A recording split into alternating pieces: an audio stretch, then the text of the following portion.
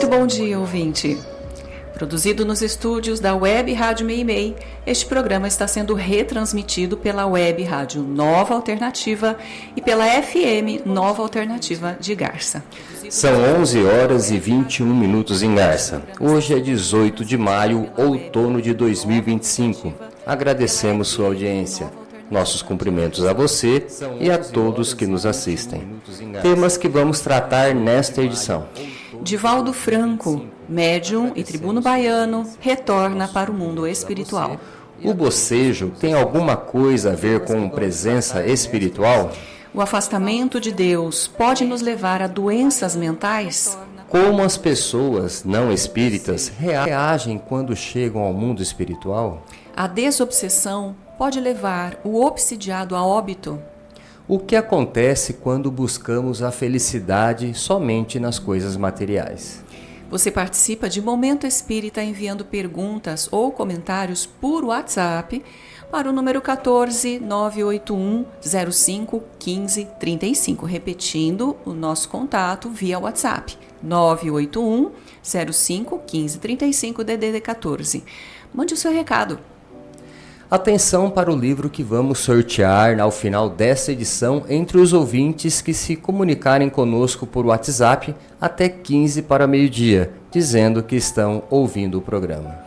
As Ruínas, publicação da editora Petit, é um romance do espírito Antônio Carlos, recebido pela médium Vera Lúcia Marinzec de Carvalho. Mande sua mensagem para o 14 981 05 15 35. Equipe desta edição: controle técnico e sonoplastia Gustavo Souza, assistência técnica Augusto Tavares, Cláudio para atender os ouvintes e apresentação Luiz Eduardo e Juliana. Momento Espírita, um tempo de paz.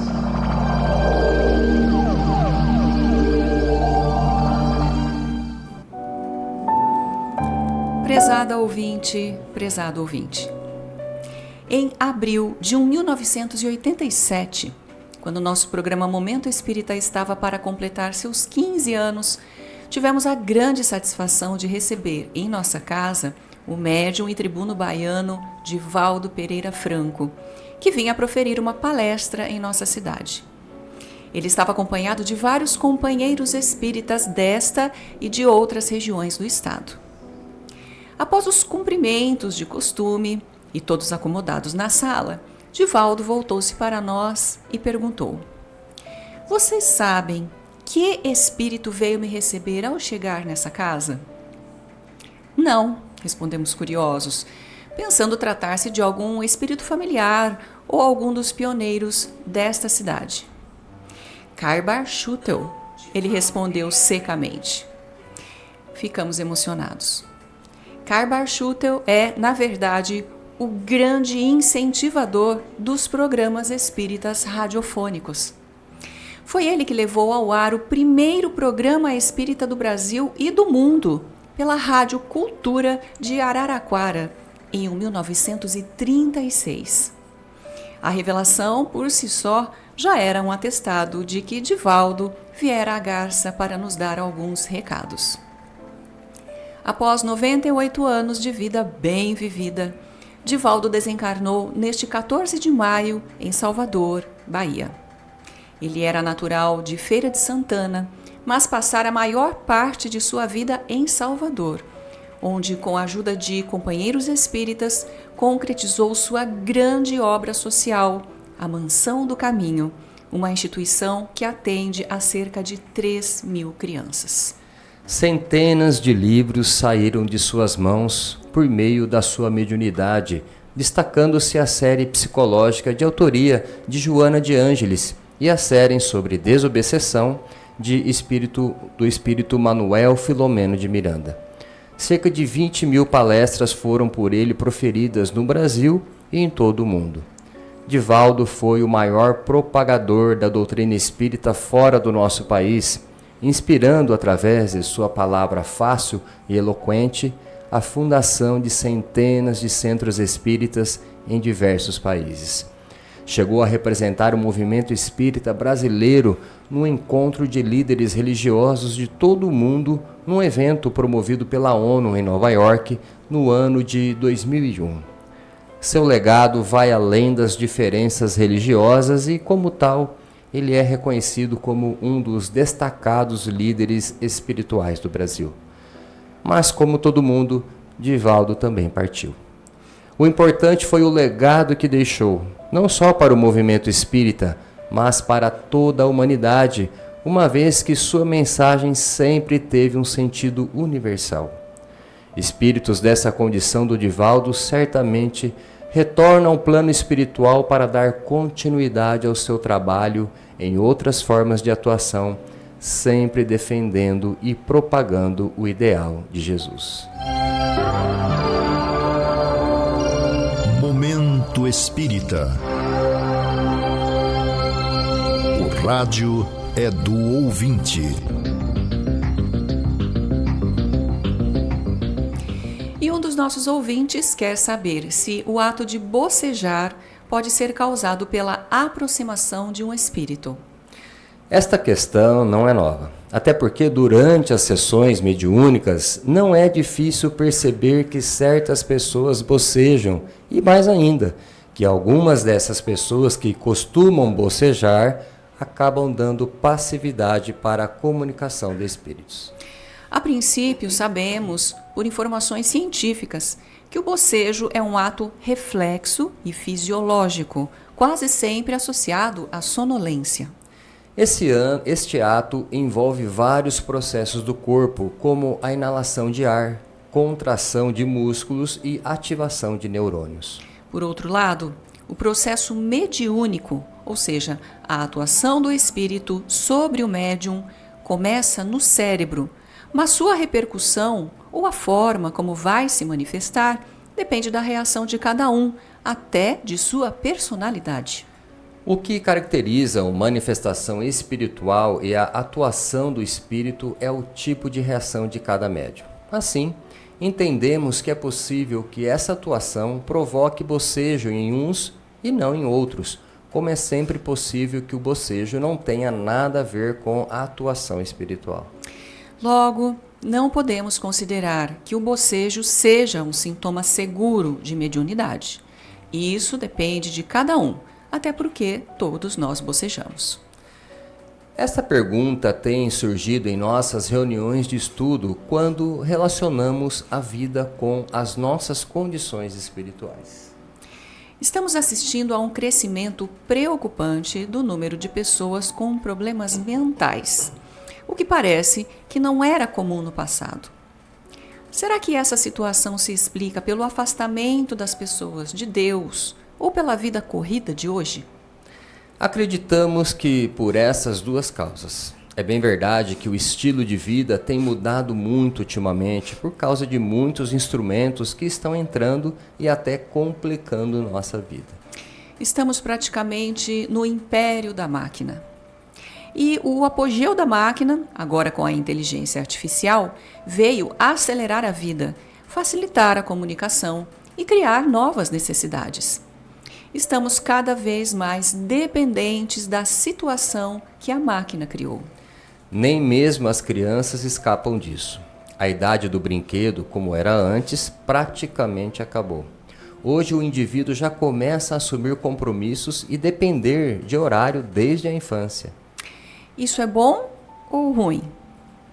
É bom por um aspecto e ruim por outro, porque o ritmo da vida aumentou de forma exagerada e quase incontrolável. Na verdade, não estamos preparados para tantas mudanças ao mesmo tempo, dado as nossas condições emocionais e morais.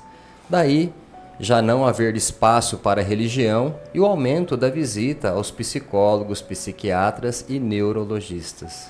A relação da família com Deus, no meio de tantas exigências, ficou no prejuízo. O mundo está mais materialista. Parece que as pessoas não têm mais tempo para uma oração tranquila e muito menos para uma dedicação maior à sua espiritualidade. Precisamos fazer uma revisão urgente dessa situação, a fim de não perdermos o contato conosco mesmos, porque somos espíritos e precisamos desenvolver a nossa espiritualidade. Não podemos deixar que a máquina mande em nós. O bom de nosso tempo é o fato de o preconceito religioso ter se arrefecido ultimamente. Mas o mal é que não aprendemos a desenvolver uma religião pessoal e responsável, em que cada um se conecta diretamente com seu Criador por meio de bons sentimentos e boas ações.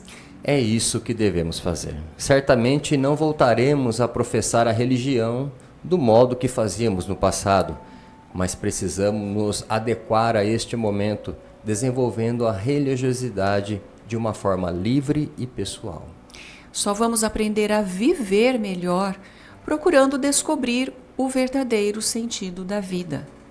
Desse modo, vamos nos desligando da religião fechada e incomunicável do passado para uma religiosidade adequada à mentalidade e aos valores de nosso tempo. Livro que vamos sortear logo mais, As Ruínas, publicação da editora Petit, romance do espírito Antônio Carlos, recebido pela médium Vera Lúcia Marinzec de Carvalho. Mande sua mensagem agora mesmo para o telefone DDD 14 98105 1535. Existem muitas coisas a que às vezes não damos o devido valor. A vida, por exemplo. A vida é uma bênção divina. Através dela, podemos ser felizes e proporcionar a felicidade aos outros. Por isso, é preciso defender a vida, a nossa vida e a do próximo. Pena de morte, aborto, suicídio e eutanásia são formas de violência contra a vida com as quais não podemos concordar. Lutemos em defesa da vida. Pena de morte. Um crime não justifica outro crime. Diga não. Suicídio. Um gesto infeliz. Dê uma chance a você mesmo. Existe sempre alguém para ajudá-lo. Aborto. Um ato de covardia. A vítima não pode defender-se. Eutanásia. Uma ação criminosa. Com confiança em Deus e o firme desejo de obedecer suas leis, a vida terá outro sentido.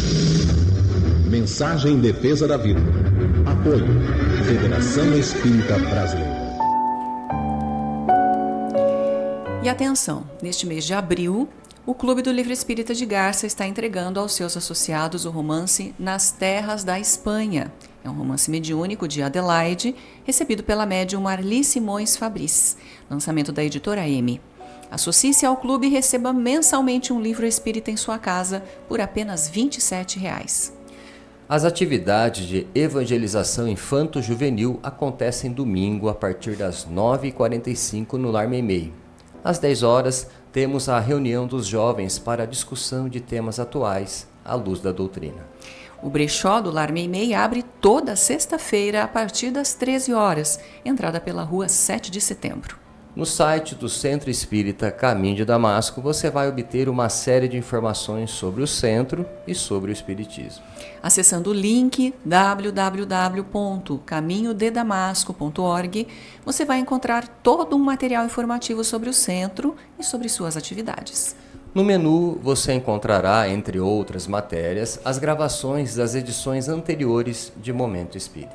Encontrará também informações sobre o Clube do Livro, videopalestras de temas variados, bem como mensagens espíritas em card e em áudio. Questão formulada por uma jovem que está frequentando a nossa casa espírita. O que os espíritas mais falam é sobre a vida depois da morte. Disso eles têm convicção. Mas o que eles pensam dos bilhões de pessoas em todo o mundo, das mais diferentes religiões, que não são espíritas e que também morrem? Como essas pessoas enfrentam essa situação quando chegam do outro lado da vida? A crença na vida depois da morte não é nova. Pelo contrário, os primeiros humanos, desde as épocas mais primitivas da pré-história, quando já prepararam túmulos para seus mortos, preocupando-se em homenageá-los, eles o faziam porque acreditavam na sobrevivência do espírito. Ademais, as religiões, de um modo geral, em todo o mundo, tanto no Oriente como no Ocidente, consideram que a vida não termina com a morte, que há algo além. Elas só não detalham como é isso, e seus adeptos acreditam que sobreviverão à morte. A crença na vida após a morte, portanto, é uma tendência muito forte no ser humano. Ela está nas bases de todas as culturas, de todos os povos. Allan Kardec, em suas obras, afirma que nunca existiu um povo ateu. De fato, nunca houve ateísmo no passado, pois, ao que parece, essa disposição de acreditar na continuidade da vida faz parte de nosso instinto de sobrevivência, falando aqui de sobrevivência após a morte. Mais recentemente, alguns geneticistas de renome passaram a falar num gene de Deus, e neurologistas respeitáveis também parecem terem localizados nas circunvoluções do cérebro pontos referentes à crença em Deus e na imortalidade. A situação do Brasil é muito peculiar, porque somos uma nação basicamente religiosa. Fomos catequizados pela Igreja Católica durante séculos e acreditamos que boa parte dos católicos e evangélicos que vieram depois já levam em conta a continuidade da vida, embora não saibam como isso acontece. Desse modo, não é novidade para ninguém despertar do outro lado da vida e encontrar familiares e conhecidos que partiram antes.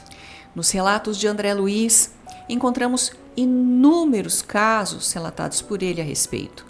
Na grande maioria das vezes, os espíritos, que não foram espíritas, podem se surpreender, mas não se assustam e até experimentam um alívio ao constatar que escaparam da morte, principalmente aqueles que esperavam serem condenados ao inferno. É claro que existem as exceções. Espíritos que não se deram conta de que não estão mais nesta vida e outros revoltados porque não encontram o céu que lhes foi prometido. Alguns casos relatados por André Luiz mostram como pessoas que tinham a certeza do céu, principalmente as que seguiam religiões salvacionistas, revoltam-se quando se vêem em sofrimento, cobrando de seus líderes recompensas por terem contribuído até mesmo com bens materiais para suas igrejas. Entretanto, para concluir, podemos dizer que acreditar na continuidade da vida é uma forte tendência do ser humano, razão pela qual a grande maioria das pessoas apenas vai descobrir o que já suspeitavam: há uma vida depois desta. E o ouvinte de Veracruz pergunta se a desobsessão pode causar a desencarnação do obsidiado. Desobsessão é o processo de afastamento do espírito obsessor da pessoa que se encontra sob seu domínio. Os centros espíritas procuram desenvolver a desobsessão por meio de sessões mediúnicas e tratamento espiritual do encarnado. Há casos de obsessão, é claro, não são todos, em que essa ligação entre o desencarnado e o encarnado, obsessor e obsidiado, portanto, já ficou tão profunda que um sustenta a vida psíquica do outro. O que está no mundo físico depende do que se encontra no mundo espiritual e vice-versa. Trata-se do que alguns autores, como o próprio André Luiz, chamam de simbiose espiritual, decorrente de forte sentimento de ódio que uniu de forma violenta esses espíritos desde outras encarnações. Se a obsessão é uma doença, segundo Kardec, a simbiose espiritual é a mais grave condição pela qual pode se encontrar o encarnado, que por mais que faça, não consegue se desvincular de seu companheiro espiritual, embora este seja um inimigo. Por tais razões, o tratamento da desobsessão deve ser muito cuidadoso, pois é preciso verificar até que ponto o afastamento do obsessor não seria prejuízo ao desencarnado. Primeiramente, com relação à vida psíquica do obsidiado, e depois, quanto às suas condições de saúde, pois o encarnado pode ficar tão debilitado com esse afastamento que venha a pôr em risco a própria vida. Por isso mesmo, é bom que se diga, a desobsessão não é somente um afastamento. É um processo de educação espiritual que começa no encarnado e deve envolver também o obsessor, para que ele perceba o mal que está fazendo a si mesmo enquanto prejudica o outro.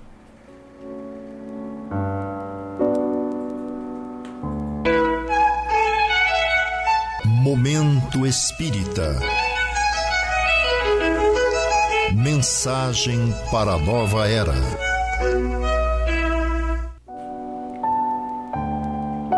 Conhecendo a doutrina espírita, felicidade. Você é feliz? Há pessoas que responderiam imediatamente que sim, outras que não. Outras ainda diriam mais ou menos.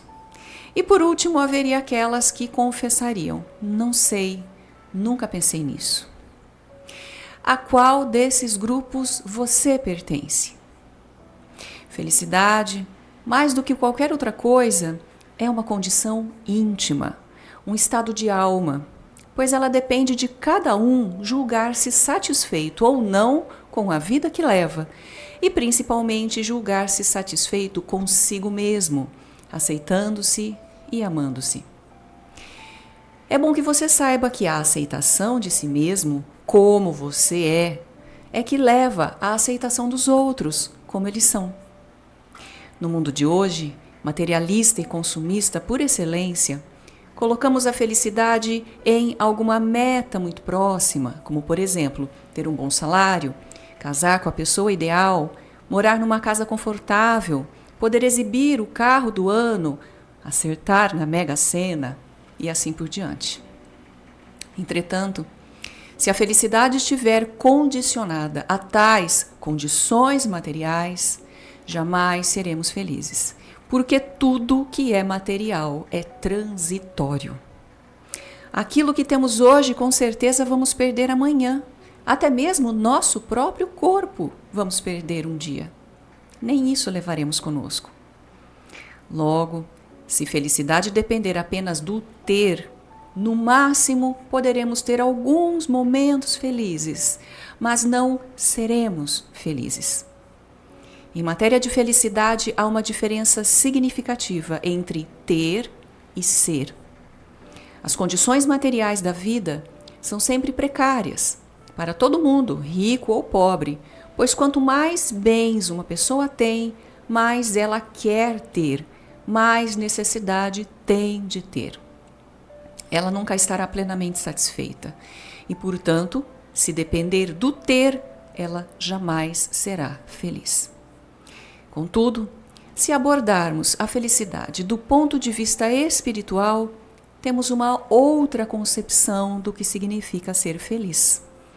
Aí podemos falar em felicidade, uma vez que somos nós que estabelecemos em que condições queremos viver. Numa recente pesquisa sobre o tema, realizada nos Estados Unidos, verificou-se que as pessoas que se diziam felizes eram justamente aquelas que tinham mais amigos.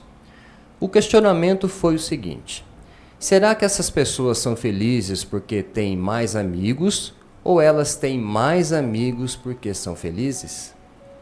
Uma e outra coisa, é claro. Você já reparou que são as suas condições íntimas que determinam a realidade em que você vive? Por exemplo, se você estiver alegre, sua visão do mundo é linda e maravilhosa, pois aquilo que você vê é a projeção do seu mundo íntimo. Mas se você não estiver bem consigo mesmo, se estiver aborrecido, amargurado, contrariado ou revoltado, o mundo e as pessoas lhe parecerão todos feios e sem graça. É o seu reino interior que faz com que você veja o mundo assim. Desse modo, cada um de nós vê o mundo pelas lentes da própria alma.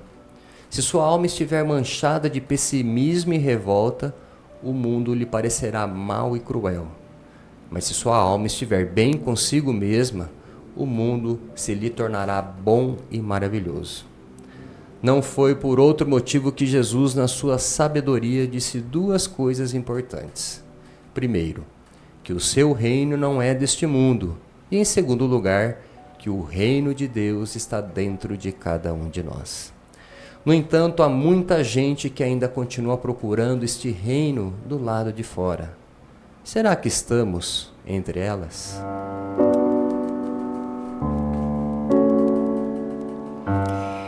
E atenção, ouvintes. Chegou o momento do sorteio do livro que anunciamos. As Ruínas, publicação da editora Petit, romance do espírito Antônio Carlos, recebido pela médium Vera Lúcia Marinzec de Carvalho. O livro sai para a ouvinte Maria Luísa Batista. Parabéns, Maria Luísa Batista, pelo sorteio do seu livro. Pegue o seu livro durante a semana e no horário comercial, na loja Leves, na rua Minas Gerais, número 148.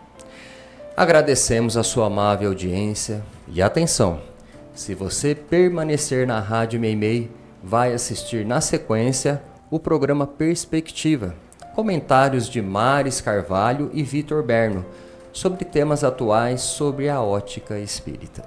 Ao final desta edição, Momento Espírita deseja a você e a todos saúde e paz. Para encerrar, vamos ouvir uma mensagem espiritual na voz de Chico Xavier.